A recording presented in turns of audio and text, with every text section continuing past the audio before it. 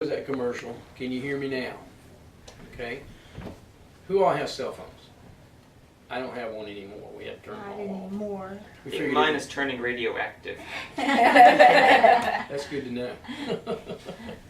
Maybe on a little power plant. Oh no, it's just BO. It's tape. It's tape. It is tape. Debbie, okay, that's what I thought. Debbie The face would fall off otherwise. thought ours was radioactive and thought it was a hydroelectric plant, so she dropped it in the water. Anyway, Just if you go it down to keeps Monroe Bay, interfering. you hear the. My phone is at the bottom of Monroe Bay pier. Just keeps interfering with my computer speakers, and when I put them in my pocket, it often feels warm. I think Oh. it's. It's I think it's gonna time to combust. retire. You're gonna get like some kind of growth from it. Alrighty. At least he'll burst into What am I flames. going to replace it with, though? Another phone. Maybe a cheaper phone. You can get a nice, cool. Andy, we've all seen that commercial, Can You Hear Me Now? And that's one of the big problems that the phone industry has, the cell phone industry, is finding places where the reception is bad and trying to fix it. That's why you see, like, you know, we do plant trees, but they don't grow as fast as the towers do, you know, the cell phone towers. But we don't get reception some places. Had that happen yesterday when I was talking to Danny on the phone when he was coming down the way, and he says it started breaking up. Mabel, stop that. My turn. It's like, Oh. go ahead. Anyway, Danny, I could hear him, but he couldn't hear me, and then I couldn't hear him, and that kind of thing. But the reception's bad. So we've all experienced that some way or another. And in today's lesson, we're going to talk about that, being receptive to the Word. Okay. So, how many of y'all know when God's speaking to you, and how do you know? Well, I'll put a plug in for Debbie's class.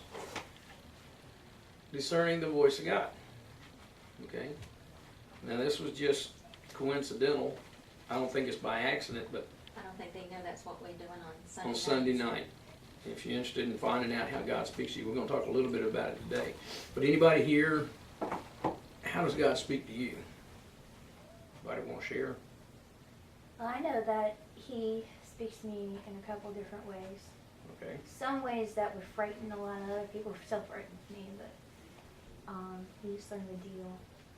And when you start spending time with the Lord, you need to, intimate time, you need to expect and be prepared that he's going to answer you. Okay. And that brings up something. I'm going to get to the board here because it helps me think. That's the only reason. You can see my board skills are not very good, but okay. Out of the dark into the light. When we spend time with the Lord, that's what you're doing. You're coming out of the darkness. Okay, and some of the things we're going to talk about natural and supernatural. Now, my brother is an artist, as I always tell you. But you might recognize something of this.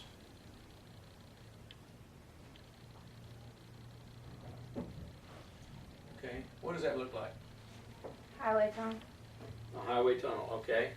What happens to your cell phone when you go in there? It Blocks the signal. It loses a signal a lot of times, doesn't it? It interferes with it. Okay, in our Christian life, there's things that are just like a tunnel.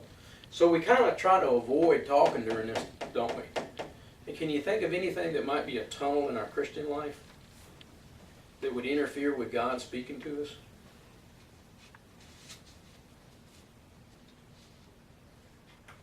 Tiredness. Tiredness, okay. How about this one?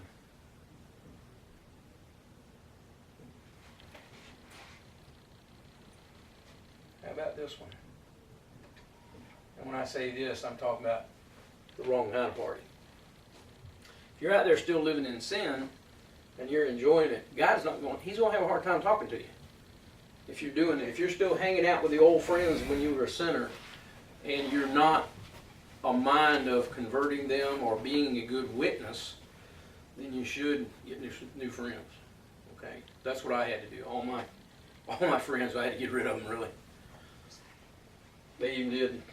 When I got married, and we invited some of them down, and I says, don't bring any liquor, don't bring any alcohol.